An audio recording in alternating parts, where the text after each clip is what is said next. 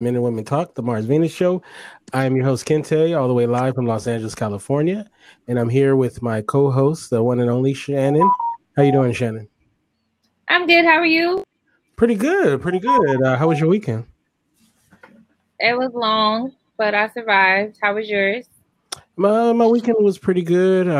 Got a chance to see my brother and my niece came from Virginia. She's in the Mm-hmm. Navy, and so proud of her. She's in her third year in the Navy, and Yay. yeah, yeah. One of the worst kept secrets. She's my favorite of the bunch. I know you're not supposed to have favorites, but I do. And so I got to see my brother, who I don't see a whole lot of, and my mother, excuse me, who is leaving tomorrow morning. So Safe travels to your mother. yeah, so yeah, it was a pretty good weekend. I think anytime you and I went to church twice this weekend. So I know Dre's like, see, I think Dre's been rubbing off on me. So Oh, you think so? Yeah, we'd have to do a little bit more rubbing right. off. So I did go to church. So that was pretty So, cool. Dre is joining us as well. what's Uh, up, everybody? Today's like a free for all topic. So we're going to be talking about just a lot of different stuff. Uh, oh, yeah, that's right. She did speak to my mother. That's right. But yeah. And Shannon did as well, right? So pretty cool. Pretty cool. Hey, Donald. So in our chat room, let me give a shout out because normally we do the show on YouTube.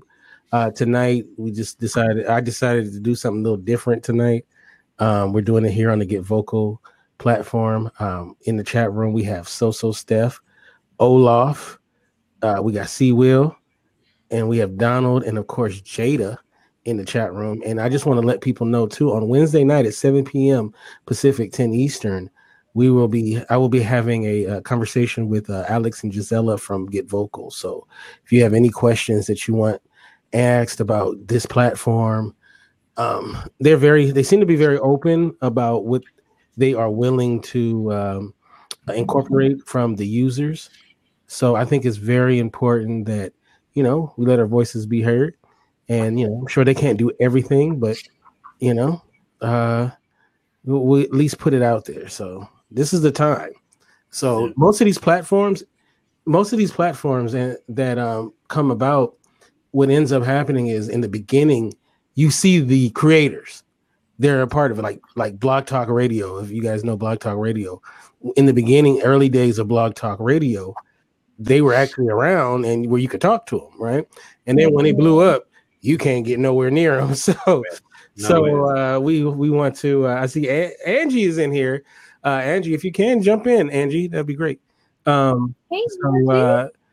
Angie. this is a free for all conversation, so just hop in and we're gonna just chit chat. So this is the time if you want, to let people know, let the people who run this platform know what you want to have represented on the platform. This is the time to do it, and they seem to be very open. So we shall see what happens going forward. Also, there's a couple other things I wanted to talk about as well. That is not very Mars Venus-y, but it is kind of like we have a little community here. What would we call this community? The vocal. Wait, is there a name? There's like a pet name for the Get Vocal people. Donald probably would know. Like the Vokies. The what do you think, Dre? I'm not gonna be called Vul- that. uh, Vulcans. The Vocals. The vocalist? Oh, We gotta come up with a name. Yeah. We gotta come up with a name. I see Keenan is in the house as well. Yeah. So we have a community here, and one thing that I've been trying to do in the last, really since I've been on here, but definitely since the beginning of this year, is really spotlight the different people who are unnamed Get Vocal fan base. Hilarious.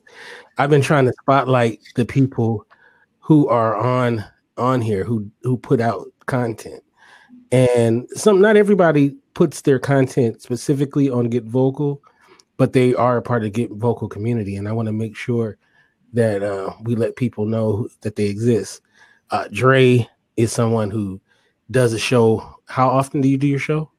Once a week on Thursdays. Once a week on Thursdays at what time? 8 p.m. 8 p.m. Eastern time, right? Yep, 8 p.m. Eastern. So that's 5. Also in the chat room, Keenan's been, I don't know if people know this, Keenan's been doing his thing for a long time, and Keenan has a lot of great content. And I know he does a lot of his on Blog Talk Radio.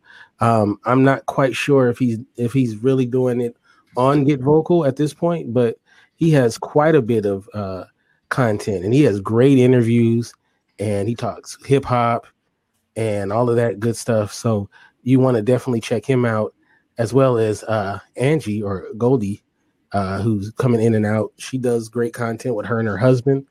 Jada is started her podcast. Excuse me. Jada is, and she always has wonderful content as well. I was waiting on Sunday. I don't know what happened Sunday. Yeah. What happened, Jada? What's up? Yeah. You had us all waiting by Get Vocal, waiting to engage, and you didn't show up. See Will as well. So, it's a lot of really good stuff that's going on here on this platform, as well as outside of it as well. So I just want to make sure that is known and, highlight that. Okay. So now that we got all that out the way, let's talk. Since we have you here, Dre, you do a lot of stuff with family, and you really highlight your sons and being a teacher and all of that good stuff. I want you to just kind of talk about, why you feel like it's so important to show from a single father perspective the content that you do. Well, there's a couple of reasons. Initially I started off solely on that, single father niche, and I'm more or less still there. But when I do that, I separate myself from parents in general or single mothers, and what I don't want to do is create a divide between single parents. There are still two types of single parents, even though what we see mostly when it comes to single parenthood is single mothers that are mostly single parents. But there are a lot of fathers out there with custody of their kids that are raising their kids and trying their best to be a positive influence on their children. And that's where I'm at. So I'm a single father, but I'm also a single parent. So everything that most of the things that like a single mom could relate to, I could as well. Because I'm, I could probably even more so because I just don't have almost any support from the other half. She, when she can, she does, but everything else is pretty much me. Doctor visits, school call out, sick, dinner. Sometimes I'm a sports dad. Other times I'm who's at the school messing with my kid. I have to be it all. So I don't have any help. So I can relate to what it means to be a single parent, but also can relate to what it means to be a single father. And also bring to light that there's a bad rap when it comes to Black men and families. We look at urban communities, and the first thing we think about when it comes to Black fathers are deadbeats. They don't do anything for their kids. And that's not necessarily true. And in fact, in most cases, if a man is given the opportunity to be in their child's life, they'll take it. There are a lot of factors that causes fathers not to be in their lives. And granted, some men are just selfish and they don't want the responsibility. But there's also, come on in, Goldie. But there's also the element where there are some bitter moms who make it extremely difficult for fathers to be involved. So I've seen both ends. And I just want to show that, men are out there and they want to take, most men want to be a part of their children's lives. and all that good stuff. And on top of that, I care about my community. So I've always been active in my community when it came to me being a youth pastor and assistant pastor at a church, doing a lot of things in my community, and now being a teacher at the same time. I love family. I love the whole concept of family, and I really believe that in my eyes, I think that strong families build strong communities, and we can't expect communities to grow and become stronger if we're not looking to build family stronger, make family stronger at the same time. So, yeah. Dre for president. Hope I answered the question. Everybody, this is Angie, or better known as Goldie. Hey, pretty lady, your hair is gorgeous. Yes. I can't see. Oh, I like that. You grab a spot. Oh, you can't see yourself? No, I didn't We think can I see was you. on to you guys. You're pretty close to it. Yeah, we can see you very I well. can tell. Listen, I had to throw something together real quick. I was like, jump on. I was like, wait, what? These edges, though, are not my friend. No, you look great. You look wonderful.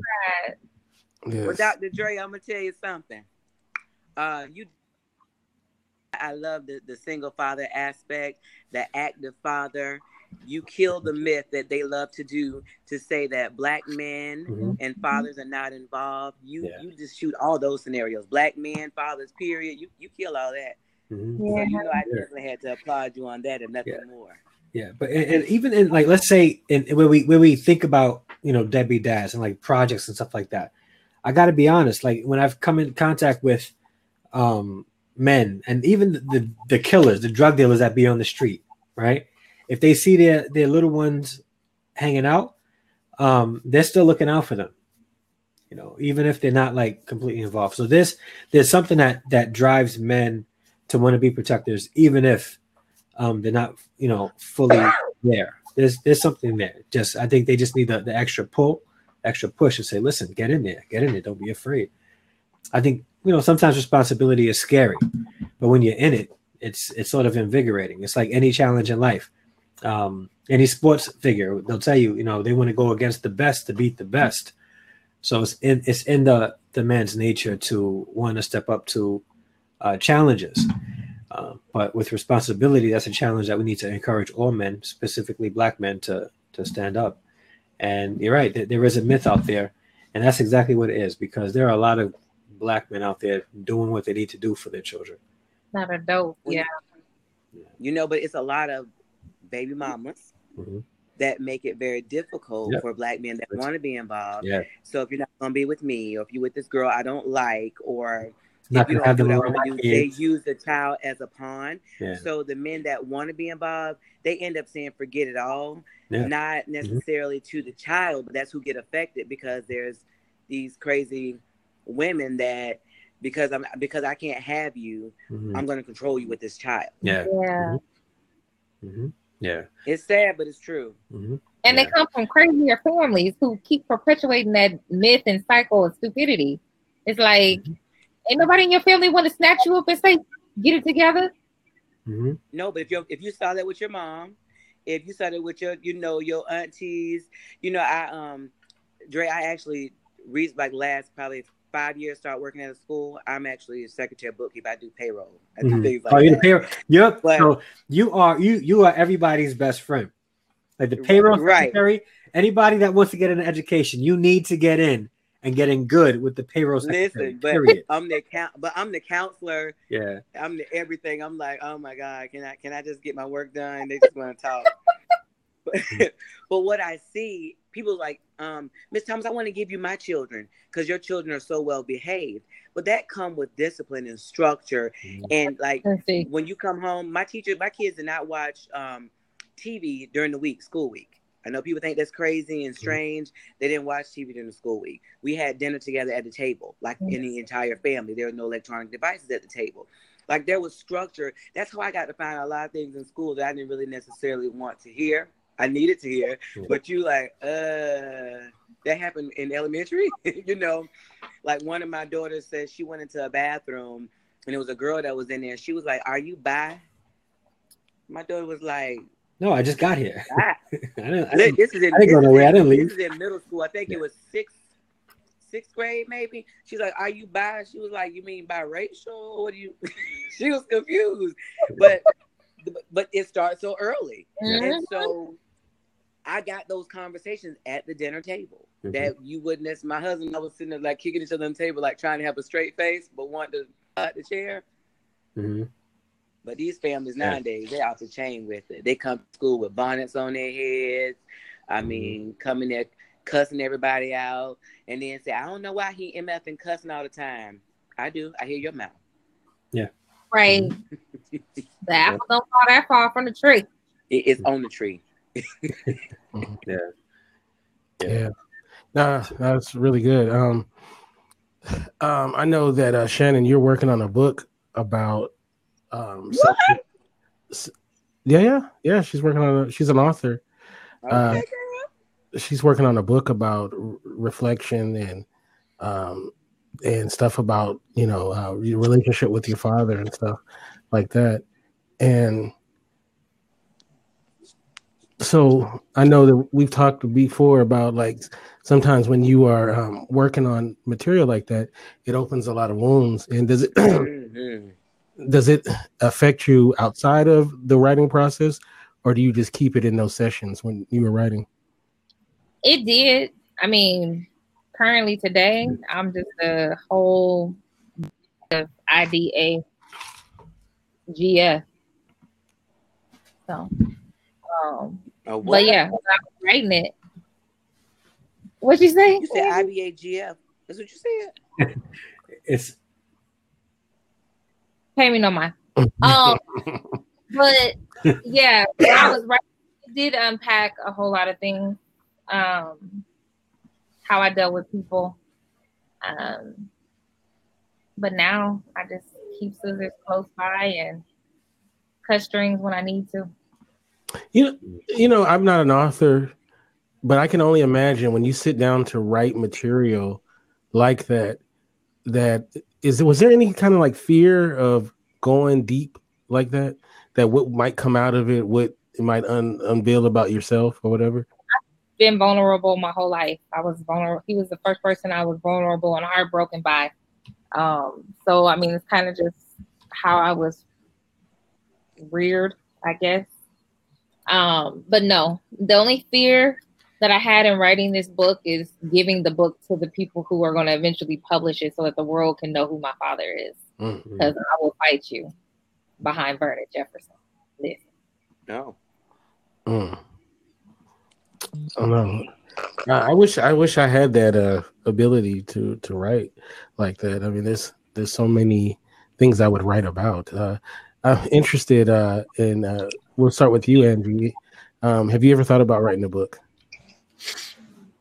Okay, so we've been writing a book for about 10 years.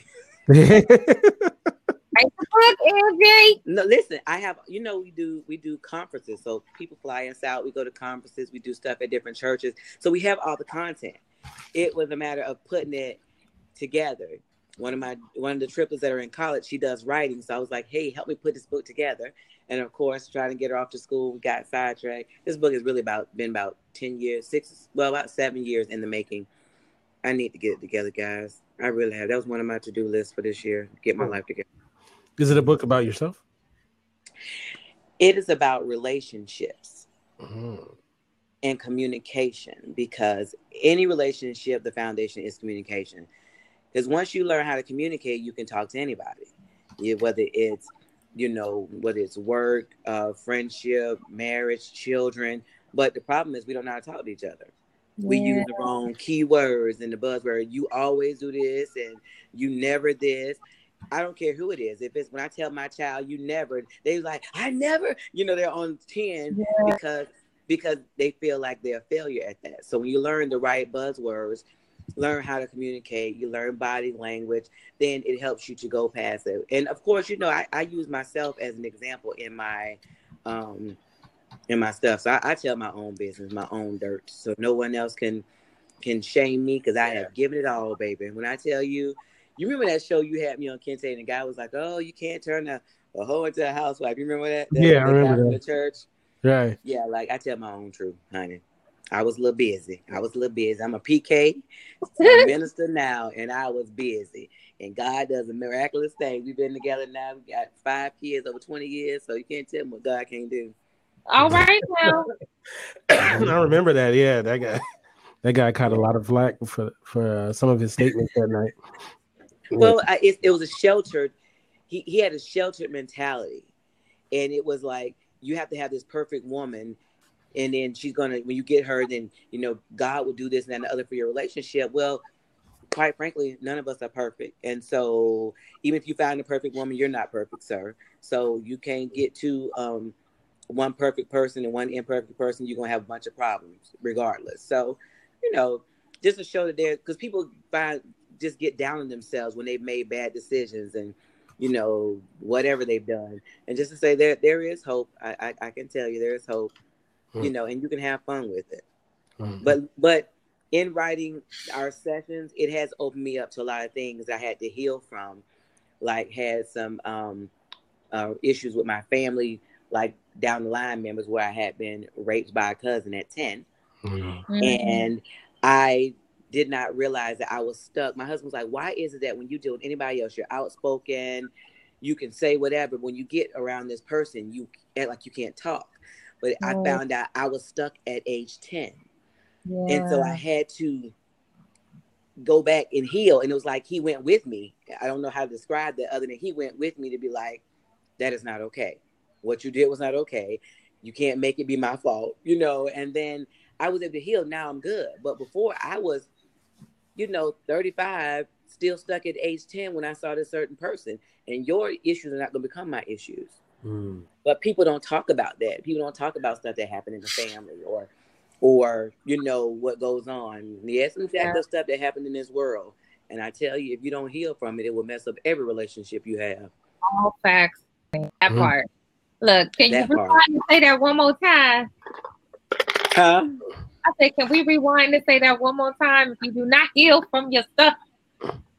No, but listen, I've been married. This is my 3rd marriage because I didn't deal with what was what was eating me up. Like the movie, What's Eating Gilbert Grape? I couldn't deal with what was bothering me. Yeah. So everything I was deflecting. So he could never do enough to be good enough or be great enough because I was jacked up. Yeah. I needed somebody. That's why it's good to have, Dre he's in this child's life because you need somebody that's going to be there to fight for you. Because truthfully, my parents, my mom and dad are still together. They've been married for 58 years, I think now. Aww. But I had to go back to them and address hurt I felt with them that they really didn't address what happened to me when that happened. Now, in their mind, both of them felt like somebody did something, but it didn't translate to me. So I felt like it happened. Let's go to church and pray about it. Wow. I think that's the thing about a lot of Black families. They don't see therapists. They don't go to counselors. They go to church. Right. And pastors are not. Many pastors, I'm not going to say all, many pastors are not equipped to handle some of the emotional and mental traumas that people face in their congregations. They'll send them a couple of scriptures, tell them to pray, and then send them off saying God will take care of it. The reason why they're going to the pastor is because they feel like God can use them to help them get through it. Yeah. And a lot of pastors, they have, and what they do is great, but they're not trained or equipped to handle that. Like in my situation, when I went through my divorce, the pastor that I was working under wasn't equipped to handle the kind of marriage problems that I was facing. So, and when I mean the kind of advice that he was giving me was very toxic to me in my thinking, because it really did have me thinking like everything was going to be all right. He even told me, well, this may be good for you. And I was like, I don't know if I wanted to hear that from my pastor, but but was it again, the truth? I'm trying to, I play devil's advocate. Was it the truth? Yeah. Though? So, I think that So I'll be honest. Like I try not to say too much because I never want to put anything out there that would make my kid's mother look bad. No, your pastor telling you that it may be good for you. Was that a true statement? Well, it depends on in context of what he was saying about her. Yes, but it wound up it wound up actually ending up being good. As far as where I am today, I'm in a much better place than I was when I was working full time at the church. It took a couple of years for me to get through it. Almost 7-8 years. No more than that. Almost 10. Ooh, 10 years. But that's a long time. Yeah. So for yeah, divorce? I was no divorce, or were you healing? Not for me healing, me getting to a place where I am in life where I am comfortable again and still growing. Because after the divorce, I was asked to resign, and at that point, no one's going to hire a pastor who was recently divorced and became a single father with 3 kids. So I had to start life all over again, go back to school again, get a degree in teaching and in marriage counseling. And I went to school, got a degree in marriage and family counseling because I didn't want people that were in my position to go to a pastor and not get what they need. So I contacted all the pastors in my area and I told them, listen, I know you can get overwhelmed and you may not know what to say to a couple that's going through marriage problems. Send them my way. All right. You pray with them. You give them the scripture. I'll do that and be able to talk to them about some of the emotional traumas that they're experiencing in their relationships that they can heal through. That's so. But yeah, it took, a number of years for me to bounce back. I can only imagine. Yeah. Wow.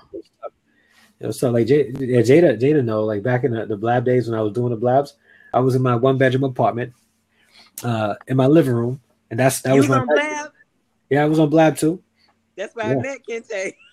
Yeah, me too. Yeah, like I had a 1-bedroom apartment, and my sons had the bedroom. I slept on the couch. Wow. Yeah, it was tough. And yeah, it was like slightly better pursuit of happiness. It was better because they were in that bathroom, but you were at least you were in the place. Yeah. So and you had 3 kids except for the one. Yeah. No, that's dope, man. That's great. So have you ever thought about writing a book? I'm a published author, bro. Really? I didn't know that. Yeah, I have one book under my belt. What's the book? Tell me about From a Fatherless Father to His Sons. Oh, okay. Where can I get it?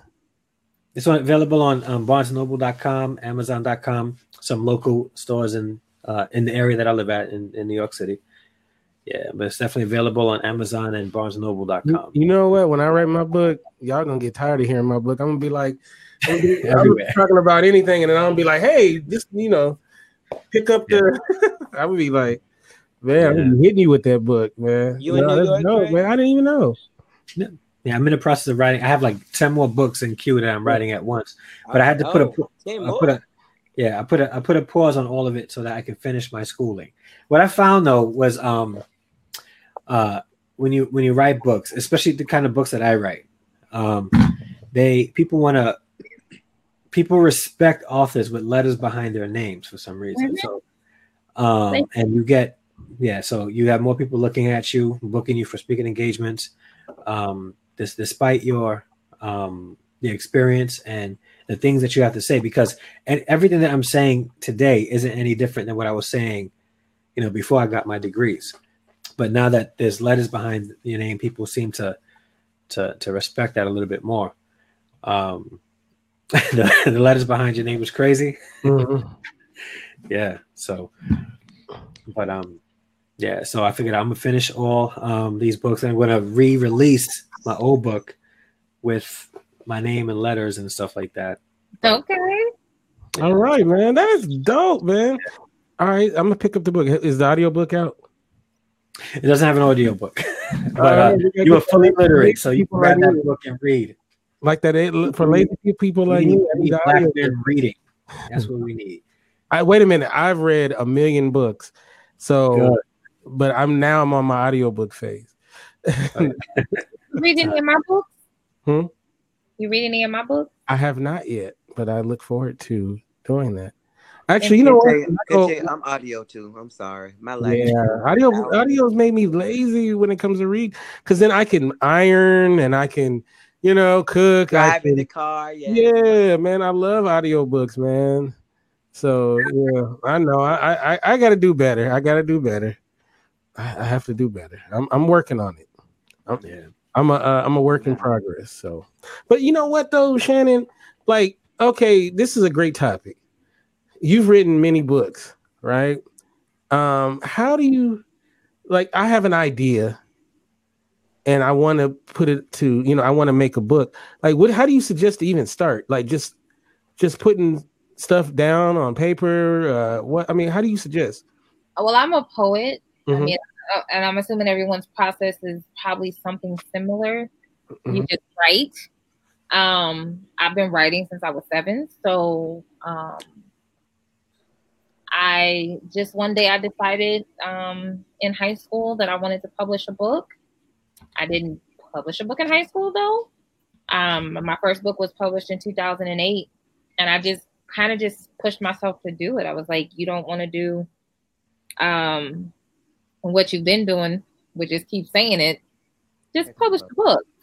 So I put out some fillers, contacted some self-publishing companies, and the person who got my name right was the one that got my attention. Because for some reason, during that time, people weren't getting my name right. My name was too long, so they would drop the O-N. They were like, clearly it's misspelled, so they would change the double N to a W-N, so my name would be Sean instead of Shan. And so I'd get all these letters in the mail, and I'm like, that's not my name, first off. And then they would pick which last name they would give me when they send me a letter back. Well, she must be married, so we're going to call her, Shan Jefferson or Sean Jefferson. And I'm like, people, when I send you something with Shannon Ford Jefferson on it and you type it into your computer, if it says too many characters, you better put it in the notes section. Because when you send me something back trying to get me to sign with you for my publishing, you're not about to get my attention. Mm-hmm. And so I published with Author House. Self-publishing can be expensive. So if you know an editor friend, mm-hmm. that is importante. And then I moved over to Amazon's Kindle, Create Space, now they're KDP. And that's where my next 4 books are through. But it's still important to have an editor. I will probably reprint all of my old books through my current publisher, which is Vital Narrative, a Black publishing company out of Memphis, Tennessee. But I think the first step is to write and to not stop writing. People are always asking questions because I don't have any letters behind my name, even though I would like to think that I'm special because my name is presidential. But I have experience. I've taught poetry classes. I've gone all over the country, doing poetry workshops. So it's not like I don't have the experience. And then I do have the books. And then I have, certain outlets that I'm in that allow me to say, hey, so-and-so, Shannon writes poetry. Let's connect her. But don't stop writing. Even when you get writer's block, write about something else. Write about your anger or your angst about writer's block. Make a series of lists. You have to keep doing it. It's a discipline as well as an art. And then put yourself out there. Have your friends give you feedback. Don't be afraid to be reject you. That's just what they do. But those rejections will all be worth it when you get somebody to say yes. I like your work. I want to. Take is one yes. Mm-hmm. One yes. And if you don't want to do that, self-publish. Because I did it 5 times before I joined with a I mean, because it wasn't about being on the New York bestsellers list. It was literally just because I wanted to publish. Yeah. I like to write. I'm a poet. It's in my blood. It's what I do. And you know, with the way social media is today, the only downside to self-publishing through CreateSpace is that all the marketing is done by you. Mm-hmm. Like you don't get any help with that. But with the social media, you develop a following. You could, you know, do pretty well. Yeah. If it explodes or the right media outlet catches your book, then you know it becomes like a rolling ball, like a snowball, where you go in the right media network. Mm-hmm. You get followers. Those followers would, you know, share your stuff out, and it grows that way. And it can be organic. You know, the good thing I like about so poetry is different from the book you wrote. Yeah. Because poetry doesn't. I mean, books period don't make a lot of money unless you're on like a New York bestsellers list. Mm-hmm. But poetry is like the stepchild of writing, in essence. You know, because when you think of the work that's involved in a poem, and some people are like, well, I don't understand what they wrote anyway, where you can go through a gazillion novels, there's a movie attached to it, so sometimes they don't even read the book, they just go watch the movie, and then they buy the book because they watched the movie. Poetry books don't have that. So there's so much bread and butter behind, don't get me wrong, behind novelists. I love them. Grammar and punctuation are not my gift, so bless you all that do it. But when people say everybody writes books, that's just common these days. Everybody's writing a book. Everybody has a story to tell. You just got to find your audience. You got to find your platform. Mm-hmm. Yeah. Well, one thing I do like though is the money I get that I don't expect. The royalty. Yeah. Every now and then I get an email saying, yeah, we deposited such amount in your account. Oh yeah. That's awesome. Expected money. That's awesome. Unexpected money is awesome. Yeah. And I applaud you, Dre, because I mean, I don't remember the last time I got a royalty check, but I am trying to do something, and it's taken a while because anything that you want to do that someone else isn't doing will take a while. But I am trying to do something in poetry that has not been done. I mean, that's the only way you can truly be a household name if you are not already famous or know someone that's famous. So what I'm doing, hopefully will kick off by the end of the year. Yeah. Well, we'll be all here to support you. I can't wait for when your book comes out. So Thank you. We can definitely go deep into it. So we can't wait till your book come out, Kinte. You know what? I'm inspired though by listening to you guys because I've been saying it for a while, and that I want to write one about my father, right? And I really feel like I need to do it, because if somebody else do it, who knows what might come out of that. So yeah, that'll be. I think that's what I want to go down, the road I want to go down. So we'll see though. We shall see. I just make sure y'all buy the merchandise. Shannon, dissecting daddy dysfunction. Dismantling daddy dysfunction and all the men I loved after him. Oh. All right. That's the name of your new book. That's the current book. That's in queue, editing queue. Oh man, that must feel good too when you get to that point where. I do have a question, Shannon. So when you get married, are you gonna hyphenate his name too? So will it be like Shannon Ford Jefferson? Like, how would that look? No, don't get me wrong. I am the only one of my birth. Like no one else in my family has the same last name. I mean, there are the Fords and there are the Jeffersons, but no one is Ford Jefferson. But I'm traditional in the sense that I would have his name and then just move my last name over. My books would still remain as Ford Jefferson because I think it's too much work to confuse my fan base that already knows me as Shannon Ford Jefferson. Now, my information on the back will say I've since married, yada, yada, yada.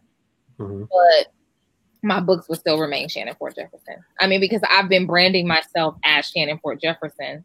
You know, when people call me, I'm always like Ford, like the president, Jefferson, like the president. Unless his name is presidential, you know, it's hard to take that off of who I am. That would be funny. Like, you low key got to have whatever guy you marry has to be like a Clinton, Nixon, Obama.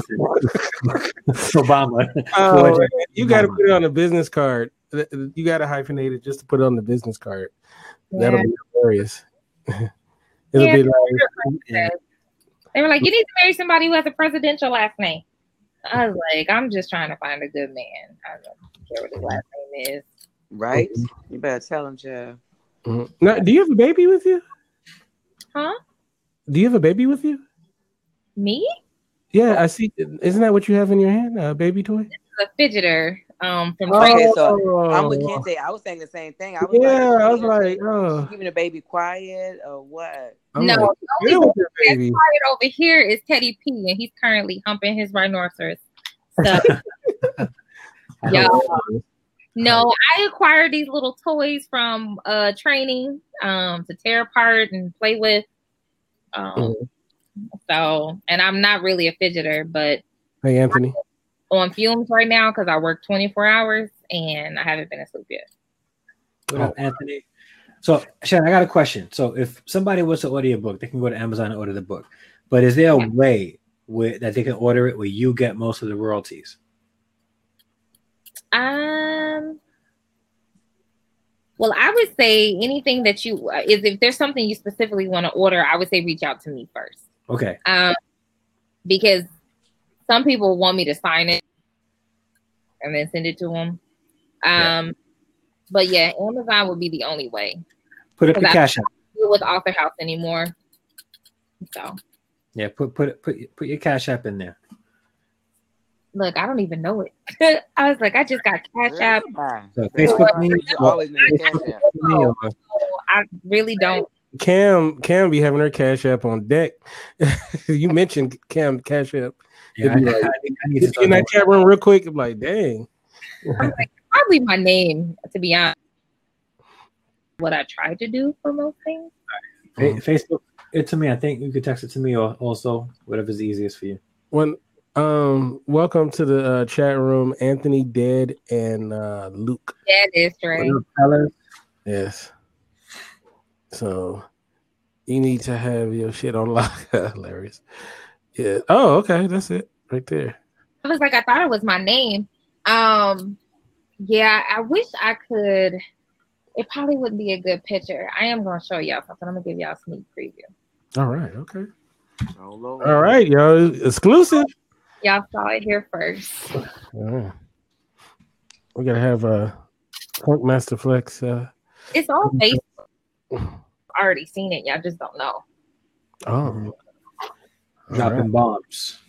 Yeah, Yeah, we give it in cash apps. You're right. Look, Shannon gonna make me go finish my book since she working on number 10. While we at it. Okay. What's that? What's it say? Okay, so y'all ready? y'all giving out cash apps. Okay, so I am trying to. I'm like Dre. I have like 10 books in queue. So once I get done with the companion to DDD, which is Mirroring Mommy, the woman I love, the woman I hate, the woman in the mirror, I want to do this big project. So, big project, or bigger project rather, which hasn't been done in the poetry world.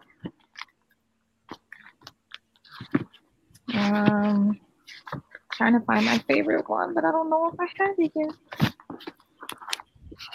Okay, well, I guess I'll just show y'all this one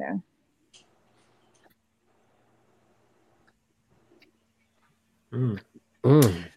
That's right up Anthony's alley. Oh, nice. Anthony, you see this? Yes, I like that. So the poem is entitled "Don't Shoot." And what I want to do is create a book of picture poems, and then have canvases for people to frame if they like. This, of course, is a poem about Michael Brown. I do custom stuff. This was Audrey's son. It's actually her son, the picture. And that's all words, including his face. So yeah, that's kind of what I've been working on for quite some time. It's taking a little longer than I wanted to. Girl, my daughter got some paintings that will go. You know, my daughter do art. She did a whole series on. She went to a predominantly white school, and for art, she had to do a theme for her senior year, and it was about racism. Now, you know, they was not happy with that. And I'm talking about she had some old deep stuff. You see the people hanging in the background. I saw Colin Kaepernick, but then I didn't see the people hanging in the background and different picket lines and stuff. Yeah, that right there.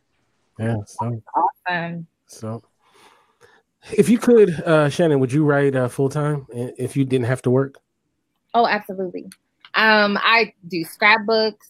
I do custom cards, invitations. I do love letters. I write vows. You do love letters. What does that mean? I write love letters for people. Like, I ask them information about the person who I'm writing it for, and then I customize it for them. So, like, I do like Valentine's Day gifts or anniversary gifts, or even like a proposal type love letter. So would somebody feel some kind of way if they found out that the love letter that they got wasn't actually your words, it was somebody else's? I'm just the creative genius behind your thoughts. Like, I'm asking you what you think about this person. I may not know them from a can of paint, but I'm going to dig deep enough into your heart to put it on paper for you. Some people, that's just not their gift. I get what you're saying, and your niche is wonderful. I'm wondering. Some people might be offended, but that ain't my problem. As long as that money is in my account. Listen, I'm not talking about your part. Your business part is creative. It's wonderful. It has nothing to do with you. I just begin to think if I got with a guy, or if my husband sent me this letter and it's wonderful, and I'm wondering why he didn't send me any more, and it's because that's not him. Poetry for people when we were in high school and college, like poetry assignments, they'd be like, "Hey, we got to do this assignment. Can you write?" And I'm like, "How much you paying?" Because these gifts. You like the black female Cyrano, basically. Who? Cyrano, that he wrote the letters for people and all that. But there's no difference between that and going to CVS or Hallmark to get a card. Oh, of course. Yeah, well, to me, the difference could come across if you're in a relationship with someone and it looks like a handwritten letter, as opposed to Hallmark. Hallmark, I know I'm buying a car and I'm trying to find the closest one to my thoughts to give to you. But if I don't tell the person that someone took my thoughts and put it into a letter, they think that you wrote that. But then if they're not able to get that anymore, then they feel like somebody just wrote something for you. That it wasn't even your thoughts and your feelings. It'll be, hey, as long as they don't see the receipt, we're good. I hope you can see that, Angie. Can you see the handwriting? I do. You're not going to get that on a Hallmark card. Listen, baby, what you do is amazing. You are amazing. I'm not taking anything away from you. I'm now in the aspect of couples counseling. If somebody came to me, he had somebody else write his words because he didn't even care enough about me to write it himself. I thought that he loved me, but he had to get somebody else to tell because he didn't think his own thoughts. My uncle did that too with 2 Valentines, and my aunt already knew it was coming from me, but she was like, "This is the most thoughtful gift Dale has ever given me." I was like, "Honey." Well, it just depends on the state of your relationship. If you know that something is your spouse's weakness or their if you guys can talk about that, then that's fine. But so often it'll be many a breakup.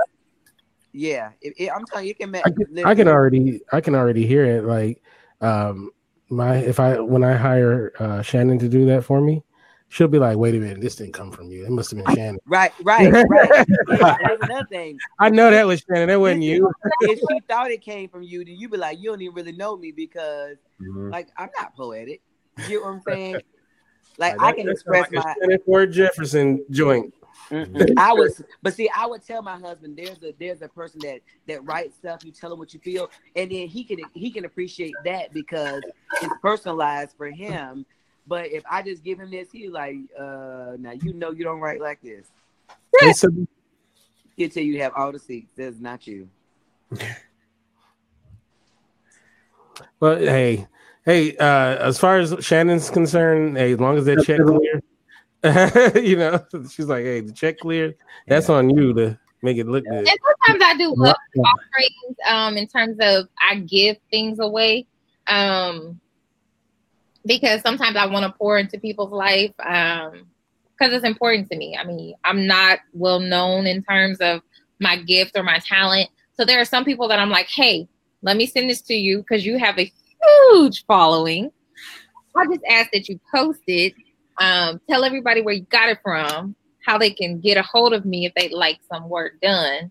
That's what I said I was going to start doing. Like your book, Shannon, and even Dre, like people that write books or have certain products, especially in the African American community. And it's so funny because of what's been going on with my husband and I lately, we have not done we used to do a weekly broadcast, and we have not. We got 29,000 followers just on Facebook, and I used to take time to post and to encourage, but I was getting kickback when people would go to people's whatever it was, they couldn't get the stuff they needed. And then it made me look bad because you posting this person and they don't have the services or they don't reply back. And I'm like, I mean, it's bad. I want to support, but then you gotta handle your business. If I tag you, if it's like a tag you got to handle your business. Mm-hmm. I drive 4 hours to Hobby Lobby all the time to make cards for people. So trust me, I'm serious about my stuff. So Shannon, we'll get together because I got to get back to because it's services like what you have, like even personalized card. Like it would be better if you don't have to go try to find the one that fits best. If I can get somebody that makes it custom for me. Yep, I said I was going this year. I have a Black writers group that's how I met Shannon through there, and Anthony's in it as well. And there's so many talented writers within that group. Mm-hmm. Actually, Shannon's one of the main administrators of the group, and so I mean, there's people that shares a lot of very. Is Dad in it too? No, no. Okay. Here, I'll put it in there. I just realized though somebody went live doing karaoke in there. Well, I might have to stop that one. But there's a lot of stuff that people they're not following the rules. I'm the quote unquote deleting admin because I like to delete stuff. They get on my nerves. Yeah, that's the one thing about Facebook groups is you get a lot of people. I'm trying not to curse, so effery. You get effery. I said hard-headed people. I see. I'm trying. There you go. Yeah, that's it. So you gotta tame it. But other than that, there you go, Steph. That we'll go with that. Steph, absolutely. But there's a lot of really talented writers within the group. Oh my. Yeah, and Shannon. It's very interesting too. Like there's writers from all different skill sets or skill levels, and the cool thing about it is, if you're whack, when you start off, right? We're all whack most of the time when we start off, and like there's no judgment. It's no you suck. They give you creative, not creative. What do you call it? Constructive. Thank you. I can't talk tonight. Constructive criticism. Yeah. See, he says they make me feel good all the time. So it's really cool, We do. But you're dope. So it's not, you don't need to feel good. You just dope. Like you have a gift. Yeah. So it's an awesome group. And it's a splinter group off of a bigger group of a Black art group called Black Artists Connected. So But sometimes the feel of it is so big that it isn't as intimate as it used to be. So although I'm an admin, I don't post a lot on there anymore because it's just like I don't even know who's in there anymore. And those that I do know, we have our own circles outside of the group. So yeah, they have it's funny. There's like a lot of splinter groups, like, and I found out, like, I don't know, right? And I found out there's like, groups within the group, so, and they all do their own thing or whatever. It's pretty cool. That's how me and Tiffany met. And then we went and I went to Georgia to visit someone else. And then we went and had lunch. And I want to do a group meetup. You heard Kinte, I came to your city and I couldn't find you, so I ain't studying you. I didn't know. I asked you, I was there for a whole week. Oh, but I was in Chicago though. What? You weren't in Chicago. Well, let me know when you go back because I want to go to Filthy Rags. Where you at, Shannon? I'm in Key West. Oh, you down the street from me. I'm in Orlando. We talked about this when we was on the all women's girl on the mother. I want to do the group meetup in Atlanta though. I think that's kind of centrally located for a lot of people. So nice ticket price for me. I appreciate it. So hey Dre, have you heard of Ambo TV? Ambo. Oh. It's in New York. My niece is a chief content officer. It's a Christian network, but she had to start somebody had to want to start the station. She does all the content. They have different shows, and your segment may be something that she is interested. She's always asking me for people. The single active father. Yeah, do you have is there like a website or social media? Ambo TV is AMBO. Now I don't know how people contact her normally because she's because I know a lot of times they were looking for like TV hosts and stuff, but it was people that lived in New York. Because I was like, do I need to travel back and forth? Look, do I need to travel back and forth? I'm just playing. Mm-hmm. I'm not a plane chick, and it's cold in New York. I can't play with y'all. Well, Shannon know about that cold. Where were you in Minnesota? So yeah, and then Nebraska the month before that when it snowed every day. My daughter's in North Dakota, and it was something below 7. She was like, "Oh my God, totally Lord, good." this is exclusive. What's your temperature, Kinte? 82. It was 82 today. Oh, we 60 right now. Yeah, it's gonna rain on Wednesday. So, rain's a big deal here. We freak out when it rains. Why you freak out when it rains? It rains and it's like it doesn't. We don't. I mean, it's usually just really nice. So when it rains, it's like no one knows how to act. And the best thing ever when it rains in LA is the local meteorologists are like having an orgasm basically because they have something else to talk about. So they're like excited. They be pointing at. They can actually use the equipment, and all of that stuff. So they'd be like really happy when And the person who's doing the interview, like I'm on the page now, I know the guy that's doing this interview with Todd Delaney. Oh, okay. His wife. So his wife was my best. My niece took a picture with Todd Delaney after the interview, but she's the one that runs the whole station. That's the boss. She's the chief content officer, CCO. Yes. All right. So the person who's doing this interview is the husband of my sister's best friend growing up. I'm like, wait a minute, I know this guy. Yeah, small world. I used to, yeah. They just start actually doing live taping. I think it was this week that just passed. She's actually here. She went back this morning, but okay. I know when they first started, they were looking for people that would be hosts for different things, and they needed people that lived actually in the area. Unfortunately, I don't. I'm waiting on my relationship segment to come on, but I don't know how that's gonna work. But because I am not fooling with New York, y'all cold. This is dope. Yeah, I would like to connect with them if that's possible. With your niece, you said? My niece, yeah. Look, my niece is listen. I'm trying to find my niece a husband. She went to NYU. She went to Duke Law School, and she went to Yale. I mean, got every degree in the man. She is just still single. It's so much mess out there, but I believe there's somebody that God has just for her. So I'm trying to. How old is she? Huh? How old is she? How old is she? Is that Brooke Gurley? Yep, that's Brooke Gurley. That's my baby. I want to say she's 30. Jesus. 84. What year? How old is that? 84, y'all. 34. Okay, that's how she is. Unless she already had a birthday, then she's 35. Her birthday's in November, so. Oh, 34. Oh, shit, she's young. Yeah. But you know, hey. Patricia, what's up? I'm just saying. We not coming with no fools. Look, she's as nice as she want to be, but she just waiting on her beau ass. Hilarious. I want a Boaz. He died right after the So October in Atlanta is good weather, right? Isn't that cool? Yeah, what you gonna be in a hot tub? Well, I mean, Atlanta, it's not that cold. I wouldn't think it would be that cold. You better watch out.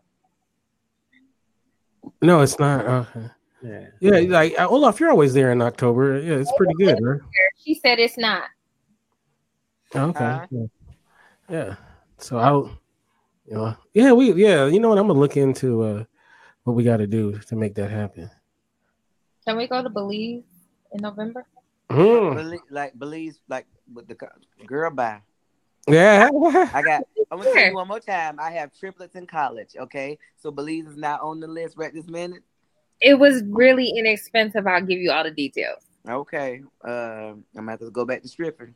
Look, I'm just kidding. I was never a stripper. Look, let me throw that back there. I was never a stripper. I was joking. I was like, I ain't got no money. So when you see me traveling, trust me, on a budget. Hey. How crazy is that? Like, I'm sorry. The small world. Just. It's a small world. Are you talking about for Ambo TV? Yeah. And Dean is the host of the show that they have on there. I just saw her pictures she took with Todd Delaney, so I didn't see who actually did the interview. Yeah. So I got to go back and watch because she's always like, "Did you check it out?" Yeah. Mm-hmm. I like how you clarified you weren't a stripper. Because I said I got to go back to stripping, and people, it's a joke because people say that all the time, like I'm gonna go back to stripping, and so if people don't know me, they're like, "You were a stripper?" I mean, you gotta at some point, don't you? Work with this money, honey. Stop faking. A girl told me that when she was younger, she was having money problems, and she said that she was in a relationship with a guy, right? Yeah. And a couple of her friends were strippers, so she was thinking about doing it because she really needed help with her financial issues. And then she said that her boyfriend at the time was like, no, he just broke off some bread and kept her off the pole, basically. And she was saying how, she had to tell him like, hey, I'm really thinking about doing it. I need help. I'm not getting help from no one else, so I'm about to go strip. So I don't know. So Dre, if you were in that situation, would you have broken off some bread to keep her off the pole, or would you break up with her? Good question. So this is my girlfriend and not my wife? Mm-hmm. No, not your wife. But you really like her. She's you might, she might be the one. I would probably have to help her go through her finances, see if I can help her budget effectively. Oh, so he's not giving money. He's gonna help you manage your money. That's a fail, Let me time out. I will help out financially where I can, but if you're not my wife, I'm not gonna let you become dependent on me financially. I'm not like that whole Destiny's Child, can you pay my bill stuff? I'm not your husband. Like, when I'm your husband, I will provide for you and my family. If you got kids, I'll provide for them too. But she said she told him this not to ask for help. She said basically she was just letting him know this is what she was thinking about doing, and it just led to him helping. But I mean, I was kind of like, I need Shannon to not be practicing over there. She's practicing her dance in the corner. You see Shannon? but I need a trial run on your provider skills. Make sure I'm legit. Sign her up for financial literacy class. Yeah, man. Yeah. Now, I wouldn't knock her. Like if that's something that she feels like she needs to do. Again, relationship is all about compatibility. I don't fit there. All right, and if that's the case, I need to let her go and be at peace with what she feels she needs to do. And she also has to be at peace with me saying I can't be with somebody that wants to that does that. And it's not an attack on your character, who you are. You know, I like. It's just that we're not compatible, and that's okay. Me personally, I would have been like, well, enjoy your new career, and you know, but I couldn't see, like, no, you know, she swears I didn't ask him, I didn't tell him this for him to give me money, but he did. He helped her out of her situation, and you know, she was in college, you know, and college is hard, and you know, she had friends that were getting through college. You know, that's a big, you know, that's like one of those things that people say, but there's a lot of people that get to college and start stripping to help get through college. You know, that's actually a real thing. Yep. I'm gonna be stripping. Yeah, expensive Podcast. Where the old strip club at for old people with bullet holes? They got it in stretch mall. That's what I'm gonna have to go to. You got them. In the Midwest, like in Arizona. I would have stripped. Everything is expensive, not just school. Everything. Life is expensive. But you know, I mean, what if your man tells you that though? Like, honey, these bills are coming in. I gotta make something happen on that pole. Oh, well, he turned into a Magic Mike. Yeah. Wait, he gonna start stripping? Right. He's like, yeah. He's like, I gotta make some things happen. They offer me this position, you know, at you know, whatever. As long as he's not stripping for men. No, before I became a Christian, I was approached and asked. I was approached. Yes, I was approached before I became a Christian to make some money that way. Get out of here! How close were you? Look, we all in your business. I was like, I wasn't even 18 yet. And I was like, did you audition? Huh? Did you audition? No. Hey, no. Wait a minute, Andre. What was your stripper name gonna be? Oh no. Sanctified. Dangerous Grace. Don't hey man, hey, proud to you, man. He was approached. That's you know, was that flattering? It must have been flattering, right? Yeah, you know, it felt good. Really, you think I could do that? Really? All right, I'm with it. I mean, I won't do it, but yeah, thank you. So listen, my cousin and I had a debate about, can you really be married to someone that is a stripper in that lifestyle? Man, listen. I can't see how, because so much come with that lifestyle. Like it just is. Brother Melvin. Regardless, there's levels that people go real dark, but there's so much. How do you, like? I know you're going to work and come back home, but you're going to get butt naked. Somebody got you on video because you know they videoing everything. Like how do you?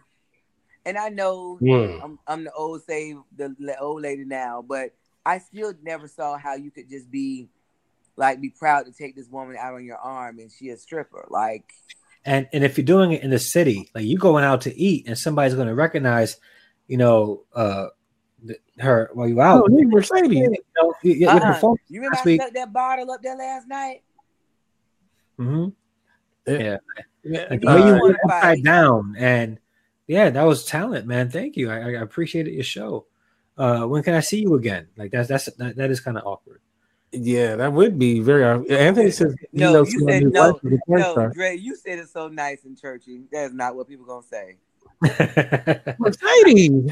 Listen, he's about that was nice talent. They gonna be like, you remember I thought that bottle up there? You did that thing, and then it was clapping. Yeah, but Steph is right too. Like some men don't mind, and there's people out there. I cannot. I can't believe that they won't get to you at some point in time in your life. That. I mean, but wouldn't you want your man not to want you to do it though? Oh, I'm not stripping. I ain't got the body type for that. I mean, okay, let's say you did it as a test. Like you told a guy you were dating, you know, I'm thinking about stripping, and he was like, if his answer was, "Oh, it's great, sweetie, yeah, good luck, you know, in your career," wouldn't you be like, how would you feel about that? All right, because I'm going on. Stephanie say it's plenty of strippers with husbands. Yeah, I mean, I'm not one of them, so I mean, no, but I ain't never seen like that. I never seen a stripper with a husband. I was like, maybe that's why I'm single. Maybe I need to go. No. Well, one thing I know, and I'll be extremely candid with you guys. Okay. Okay. After I get married, okay, I do plan on having a retractable. What's the word? Retractable pole that my wife can put up and down every now and then, so that we can enjoy ourselves. And you said every now and then. Oh, I can't keep it up. I'm gonna have kids. It's got to be retractable because I'm gonna have children coming in and out of bedrooms too. So it's got to come down. Like my kids come in, Dad, what's that pole for? Yoga. Your mama. Yoga. Your mama. I'm trying to be a fireman. I'm trying to be digging up laundry. Your mama. You're right. Oh wait! It's not gonna be just for her because remember you was approached, so she gonna put you on the pole. Wait. No, some things you gotta keep a secret. Let it just be for your mama. So, hey man, listen. Me and my husband have always been weird because my bedroom is off limits. So my kids ain't coming in there. I got 5. I ain't gonna do it. Don't come in there. If you come in there, your life might be scarred. Yeah, yes. Don't come in there. Hey, you definitely go see some things. Huh? Hilarious. Just barge in. I need a red room. Hilarious. You said barge in. I said they just come in and out. You definitely go see some things if you just. That's it. He's going to be the pole in this house. Listen, I ain't never had to lock my door. Go to bed. I would knock. I'd be like, "Mama," but I mean, yeah. I want to recognize Patricia A. Murray in the chat room, both LA and Boogie from the Elephant Room, and the homie Melvin. As I've been, make sure you check out the Elephant Room, and which is every Sunday at 1 p.m. Pacific Room. 1 Pacific Room. I can't talk tonight. 1 p.m. Pacific, 4 Eastern. And check out Brother Melvin's podcast. I believe it's every Friday. I let him put the time in there in the chat. The Elephant Room is a wonderful podcast of 2 wonderful Black people, LA and Boogie, and they're from Toronto.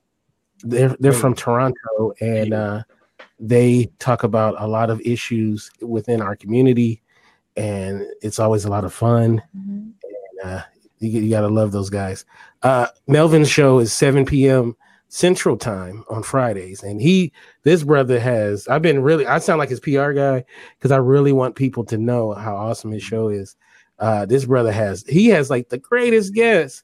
Like I'm like tasing people to make sure they check him out. He has, he has Clifton Davis about to come on his podcast from Amen. And Clifton Davis actually wrote "Never Say Goodbye" for the Jackson 5. Did he? Yeah, he did. Yeah, see. So when I'm in your chat room, I'm definitely gonna ask him. I mean, if you don't get to it already. So, but yeah. So.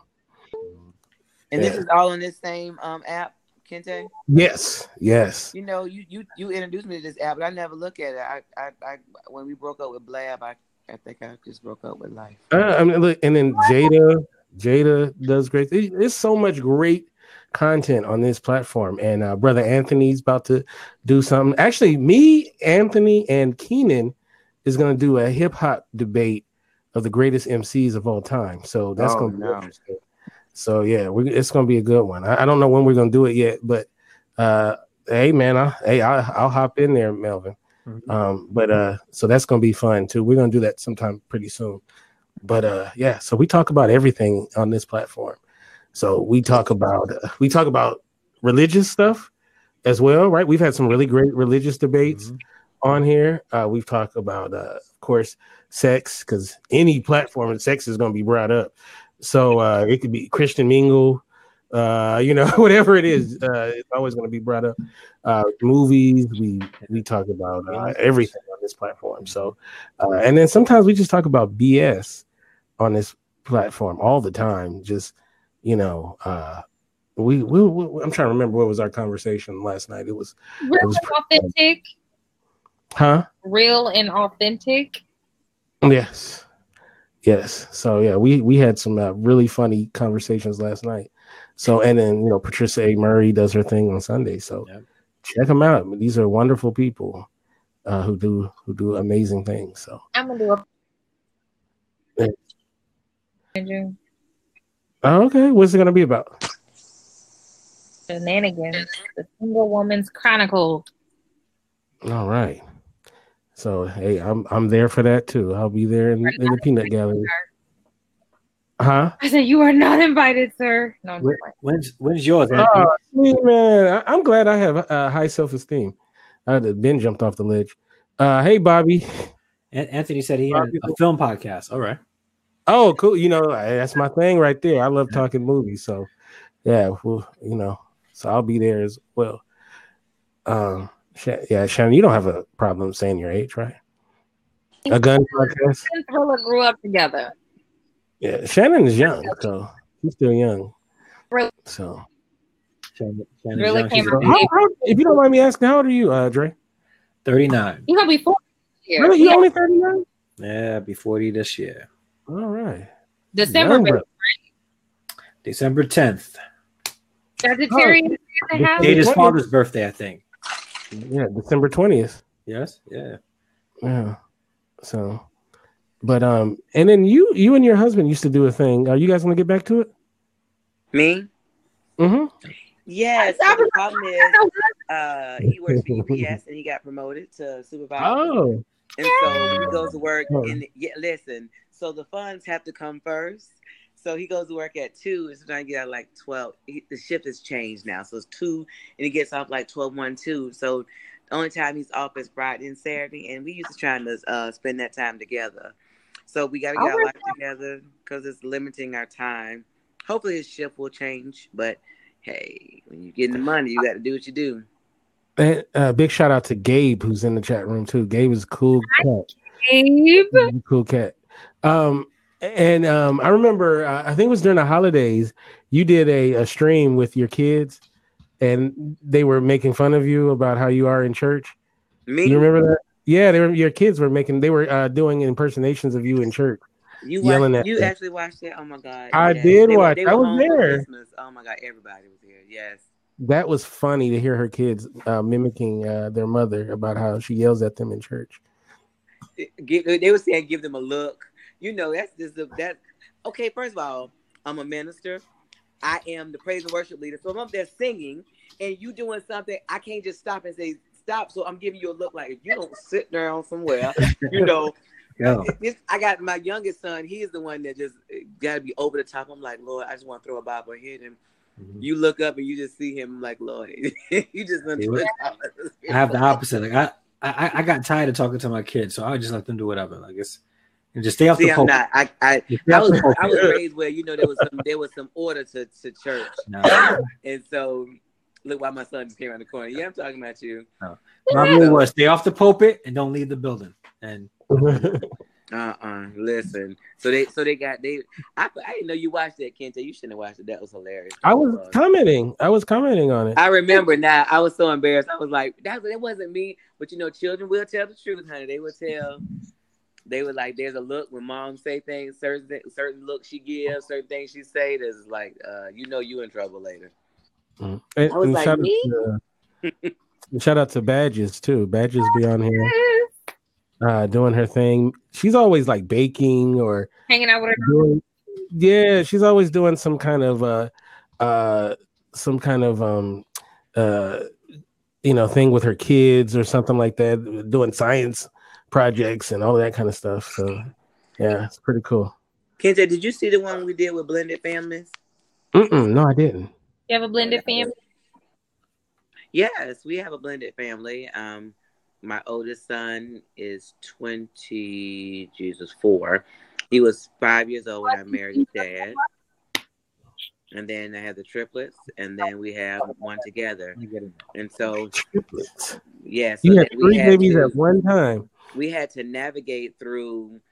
Listen, I have a all black son, 24, biracial triplets, and then you got a all black young man. So first of all, the family picture and people looking like, what did I miss? When they see stuff, they confused as ever.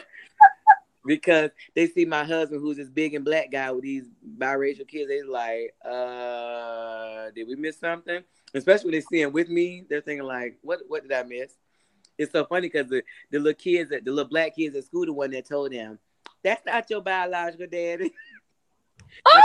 My kids came home like, what's a biological daddy? Oh man. To mind his business. But that's what they did. But yes, we have a blended family. That's more of our spectrum because it's so many blended families now. You had 3 kids at once. I'm still wow. Listen, and they 10 hours apart. Let's go talk about that. Oh my God. Yeah, Dr. Vibe. What's up? Everything's up. How you doing, everyone? You somewhere else, Dr. Vibe? Yeah, well, my main computer when I came home today was showing Windows XP. Oh wow. So I had to switch computers, so I'm using another one. I just finished conversation. And what are we talking about tonight? Good evening, everyone, by the way. We're talking about Angie's triplets. Wow. Like, wow, man. Like I don't think I ever knew that you had triplets though. Yeah, that's who was mimicking me that night. That was the triplets were home from college. 2 of them went to Miami and 1 went to Georgia. Wow.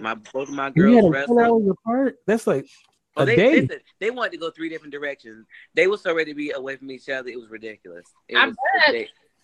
But I can't imagine. I don't want to be around anybody 24/7. So I'm sure they was ready to have their own individuality. Especially who shared a womb with me for 9 months. Yep. That's crazy, yeah, huh? They're the Brady Bunch. Wow. Yeah. 3 in college at the same time? Yes. I need to put my Cash App in the link. Like you do. I'm sending my kids to Angie's house.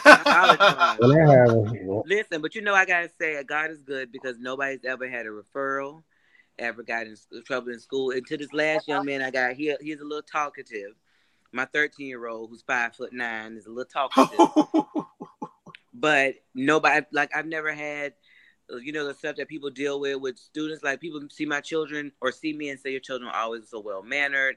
Yes ma'am, no ma'am. So I'm thankful because we had fun, but I had structure. We had rules. Yeah. So, Goldie, I've got to compliment you because I like to ask everyone on the call here, how many Black families do you know of that have 3 children in college?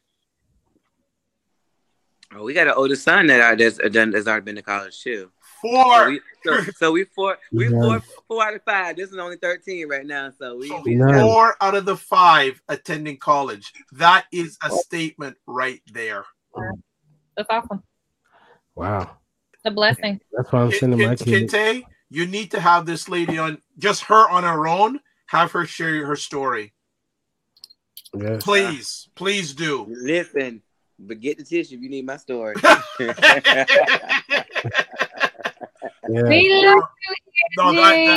Goldie, you're a huge inspiration. Well, thank you so much. But you came on a little later, but I was telling me that one thing we did was we had dinner together at the table every day. Oh, wow. No electronics. We didn't have, my kids didn't do TV. Every evening we had only a certain amount of TV on the weekends, but we monitor what they watch. People they oh, my friends say that, that you're really strict. But then your friends are wild, have children, doing a whole bunch of other stuff that we didn't do. So not to say that we're perfect. And my children have, their own set of issues, but we didn't have legal problems. We didn't have school problems. My son, one of the triplets, has cerebral palsy. He graduated with honors. Wow. He walked across that stage, and everything they told me he could not do, I fought for him at every IEP meeting, every meeting they told me. He walked across that stage. He's been at Barry University now. This is his second semester, and he had all A's and a couple B's, and is handling his business. So, I mean, the stuff that I made him do for himself here, he is. I mean, I can't even complain about it because he is so responsible. Where did you get your sense of discipline from? Well, I think it's more of the old. My husband and I are both old school when it comes to, like, the children nowadays is, you know, what do you want? What do you want to eat? What do you want to do? They got too many options. And I'm not saying that you have to be a dictator, but like if we're going to a restaurant, we were just talking about today, we went to Chick-fil-A and the person in front of us took about 15 minutes and like 6 cars were in the other line. And the guy, I said, why was it so long? He said, her children can make up their mind. My children know if you don't know what you want, when we get up there, I'm going to choose for you. And you're going to eat. Yes, man. Or you got $5 and this is what we're going to get. Or if we're broke, we got everybody got $3 off the $1 menu and you better figure it out. Wow. Like and my children didn't question me. They didn't go back and forth because they know that you couldn't get that big. It was real. We're not doing that. We're not doing that. But these children nowadays have too many debate. Why? Why can't do that? Why is that? And that's not fair. Life isn't fair. You're not working for this. Life is not fair, but it's just. It really is. And the earlier you get that, the less problems you have when you get to work, to get to school, to get to college. Because if you're gonna go back and forth with your boss about why, they don't have to answer you why. You do it, or you get fired. That's what it is. Like I see a lot of that. Like it's so many challenging authority, and I'm like, where did you come from? Why are you? That's this generation now. That's this generation. It's they challenge it. And I'm not saying that you don't, like, I believe you explain people why so they can understand and make strong decisions later. You know, like when I tell you, you know, you shouldn't do this, this is what happens when this happens, then they can understand. Like my children call me now like, Mama, I understand the process of why you got to what you did or why you said what you did. And that's all I wanted them to do is see the process. Absolutely. But, you know, these back and forth with your parents and shutting and locking your room door, I wish you would. Say, Kinte, this lady needs to write a book. We were just talking about that. No, you missed all of it, Dr. Guy. You missed all of it. She was talking about that already. I was doing another conversation. I've been writing the book, but look, I've been writing that book about 7 years. I have the content. Yeah, we're gonna talk. All right, don't quit. Don't quit. If it takes 70 years, still write it. It's not about that. It's not. See, that's the other thing, Kinte. The one we're doing is about relationships and that stuff. But somebody else told me, because I had 5 miscarriages before I even had 1 child. Wow. And the issues of infertility and feeling like you weren't good enough because society tells you get married, you get pregnant, you have a baby, and then you keep going. And you buy a house, you buy a car, but what society doesn't tell you, you may have infertility issues, or if you made bad decisions growing up, or when you get to high school or college, then you might not be able to buy that house right now. You know, those things don't play into the fantasy that we get from the movies. Wow. Wow. Yeah. Just as a plug, on Wednesday at 7 p.m. Pacific, 10 Eastern, me and LA will be talking with Alex and Giselda from Get Vocal.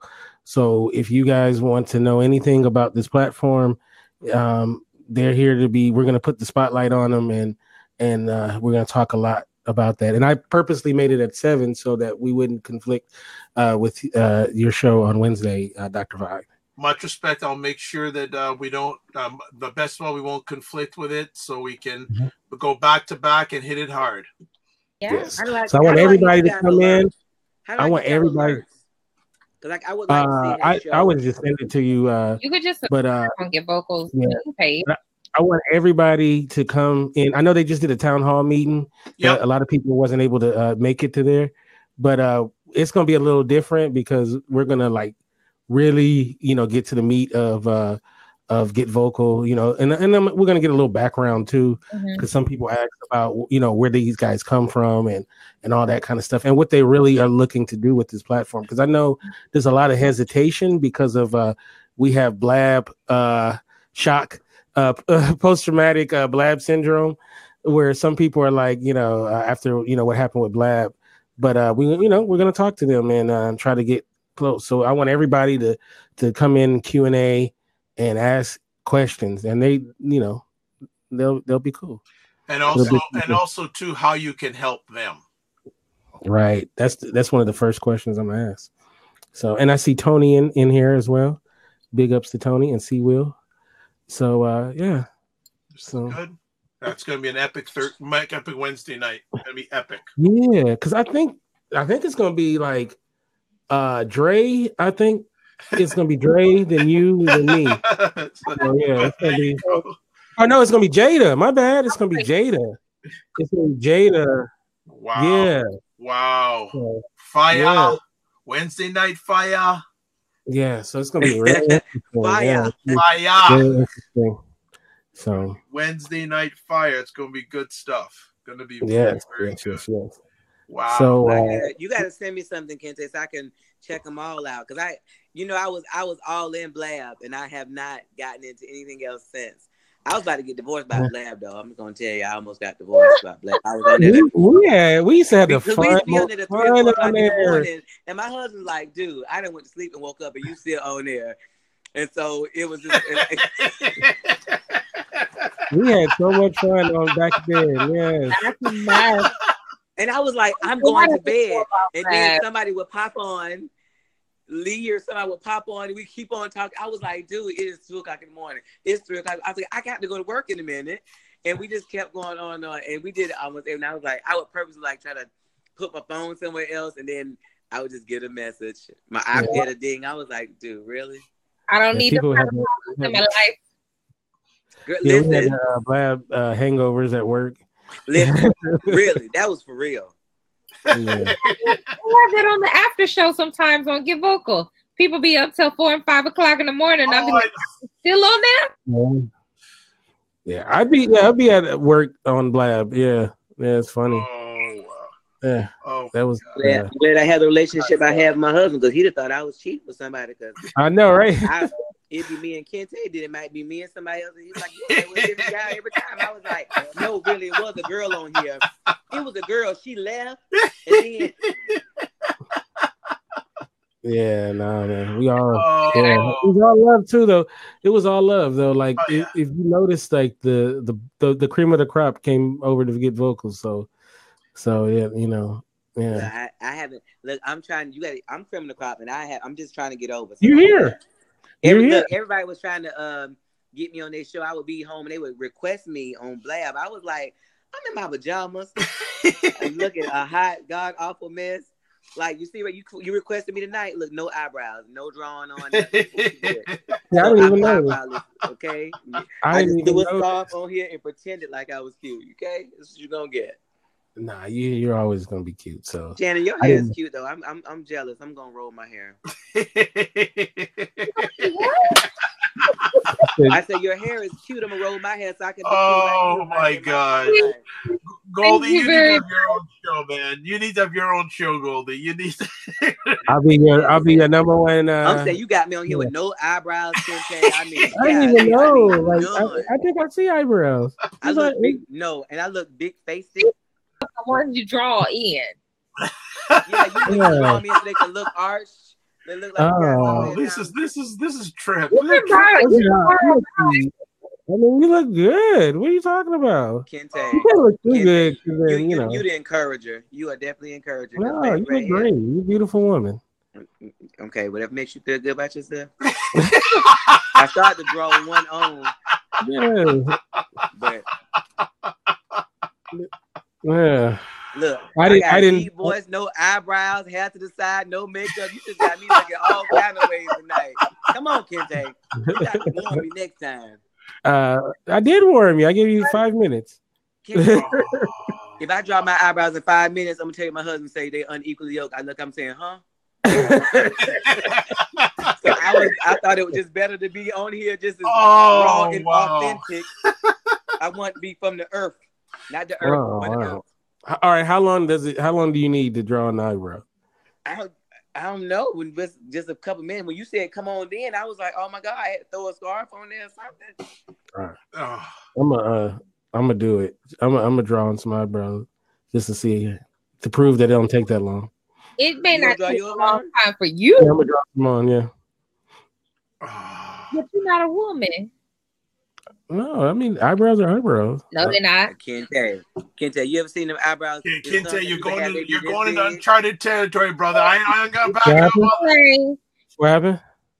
You see the ones that the girls be this thick like this. We don't want right. So it's an art to make them look right, to make them look like you said, huh? Wow, it's hilarious. Look, I can't with nothing like that. My aunt tried to, when I was in high school or college, one of the two. She tried to pluck my eyebrows, and I was like, that I'm gonna just keep the ones I got. I was in an Uber like 2 weeks ago, and a woman was drawing down her eyebrows in the back of the Uber. We were on a tour ride, yeah. I will draw them eyebrows driving down the road. Right? It's a whole art to that right there. My son yesterday, they go start trying to outlaw putting on makeup while you're driving. My son, what are you gonna do? I was like, I don't know. We got to get to that point when they get here. She asked me, "Is that okay?" Eyelashes, but I don't need no eyebrows. Eyelashes, I'll take those.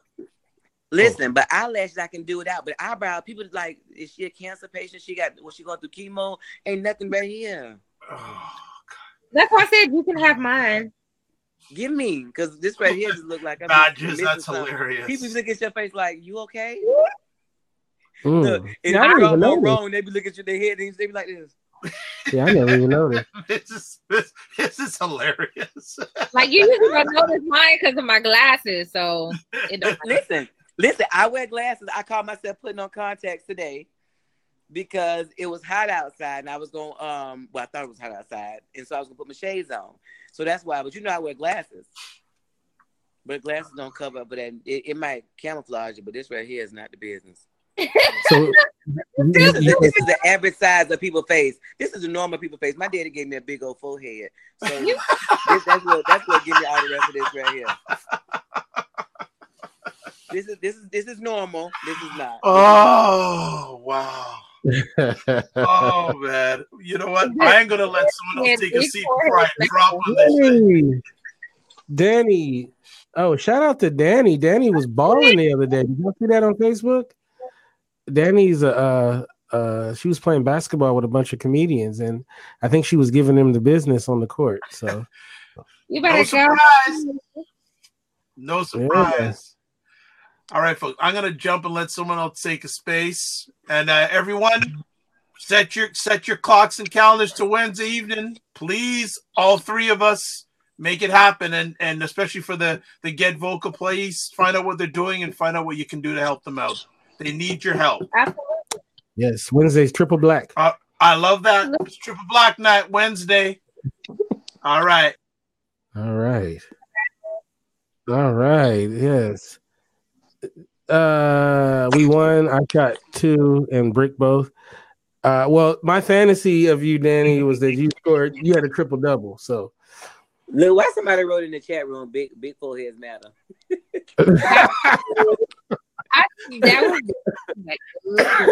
Listen, I forget how to go over to the chat room, so I'm looking like somebody said, "What did I walk into?" Somebody said, "Big foreheads matter." Hey, they do. Ask Tyra. Hey, I'm okay with it. Oh, now look at his eyebrows. You gotta do it right though. You gotta. It's like that. What kind of things are these? Oh man, I've learned a lot tonight. Tonight was a good one. Man. So what you got up for your next show, man? This week we're talking about what's the topic? We talked about destructive patterns. This week we're talking about finding your purpose before finding your mate. Okay. So finding your purpose, and hopefully Albany will get on. So we've been talking after she was on the show. Who? Albany, the person that was on that I interviewed, that we had that she joined me on, and she has her own podcast. So we were talking about actually partnering up to do it, and us joining forces on Thursdays to do it. So we're in talks. We'll see how that goes. Yeah, man. I'm all for it, man. Your show, your content is always great, man. Yeah. He's really good, man. So I see Eric in the chat room. I don't know Eric. Does everybody know Eric in the chat room? Yeah. Eric, where you at? Yeah, I see Eric. Say hi, Eric. So yeah, I think he's new. Welcome, bro. You know what I try to do is when I see somebody new, I try to make them feel real comfortable, you know. So what's up? Oh, all right. Okay, all right. That's what's up. Let me jump out. Let some people jump in here. All right. Hey, thank you so much for jumping in. Though we got to do this more often, though. Yeah. I told you I forgot about this app. And Shannon, you got to hit me up so I can get your book information so I can start all over again. Yes, ma'am. We'll make things happen. I'll try to remember to come in on Wednesday, starting with Dre. Then what's the other guy left? I'm Thursday. Jada. Is Jada, then Dr. Vibe, and then we're gonna close it out. You said Dr. Dre Vibe? Yeah. Okay. All right. Yes. Send you a message. You on Facebook, aren't you? Of course I am. Okay, I'll send you a message. Goldie the Mac. So guys, naked, tormented, haunted, intimacy. Cash App Shannon right now and purchase a couple of her books through her directly. All right. Naked, tormented, haunted, intimacy. She got books out. Books. Not like a book. Books. And tortured one. I don't see tortured. You know what? We'll do this. I know we did this once before. I'm not doing it again. That costs way too much money. No, I don't want to do it like that. What's the last book? Because that's a part. I wouldn't do that last book. Oh, so it has to be all three. Yeah, we'll do all three. All right. Do the first one. That's okay. Naked. All right. I will cash app you to buy that book, and we're gonna do something where one of excuse me. One of the people for Wednesday's show will receive that book. Actually, you know what? What is this? The month is International Women's Month. International. You know what we're gonna do on for the month of April? I'll give away a member's book each on like each Mars Venus or something like that. But we'll start with on Wednesday though. We'll do Shannon's book on Wednesday. So I will purchase. So everybody who has a book, let me know. So we'll do Dre. Anybody else who has a book, and because I want to make sure Dead. Okay, right. So just everybody who's following me on because we really do need to support each other in that way. Let me hey, what's going on with my Melvin got books too. And he has one coming out on Mother's Day. Oh, okay. All right. Yeah, I'm just gonna give a disclaimer now. I would tell everyone to get naked. The other ones will all be reprinted through my current publisher. So there will probably be, if you can wait for the additions to those books, I would wait. Yeah. It'll be worth the wait. So we're doing this thing where you can cash app her the money and she'll ship it to you. It's available on Amazon. I'm like acting like I'm your agent, but within reason, I'm not shipping outside the United States at this from my house. Toronto's like an extension of the United States. They don't know that yet, but it's like books for the person who won, and it was like $37 shipping. Yeah, don't worry. I'll do shipping and whatever the book costs. Like, so I love y'all, but whoever wins, I'll pay for it. I'm like, No, but do they charge extra for shipping in Canada? Yeah, they do actually. and you don't get the possible way to get there. They pick what they gonna give you, and you say yes or no. Now you could ship from here to China for free. Well, it takes like 3 months, but never mind. Forget it. It's all good. I'm going to have my own library of my own work, so set to the person who won. So, all I have now are my original edited copies. All right, so I just want to we're gonna close this out and then we'll just leave the room open. But well, real quick, Andre, how can we get you in social media? And tell us one more time about your show. Social media, Instagram at Andre_D_Harrison, and Twitter at Andre D Harrison, Facebook at the.andre.d.harrison. You can listen to my podcast on Spotify by searching Togetherness with a TWO, Togetherness Podcast. I have a YouTube channel, Harrison Family Vlogs. YouTube it. You can search it and click the subscribe button, click the bell notification, all that good stuff. And this Thursday, 8 p.m., we're going to be talking about finding your purpose before finding a spouse. Yeah. 8 p.m. I'll get vocal. All right. And Shannon, how can we get you in social media and all that good stuff? I'm the same name across all platforms. Instagram, Twitter, Facebook, Shannon Ford, like the president -Jefferson. There's only one of me, so you'll find me without problems and without any concerns. And that's it. All right. You can get me at Kinte F on Twitter, as well as Instagram, Kinte Ferguson. That's FERGERSON. And of course, our website, indyradio.org, indyradio.org. Big shout out to Jen. I got to say this. Jen, who's my co-host on The Spotlight, on the Walking Dead show. She was, she helped out a lot for the 24-hour show. She's a wonderful person based out of Hawaii. My website, you guys don't know this, but my website, indyradio.org, was actually was attacked by what do you call those people? Hackers or whatever. And that the website was jacked up. I mean, I had viruses and all kind of stuff, right? And thanks to Jen, and I want to say this publicly, thanks to Jen who does computer work and web design and stuff, she actually fixed my website and got us onto a better server and did all of this stuff. And I want to thank her personally for that. So the reason why that website is back and running at maximum capacity and all of that is because of Jen. So thank you so much, Jen, for doing that. That was very awesome of her to do that. And big shout out to her. And if you guys need any web help or something like that, check her out because she's definitely the real deal.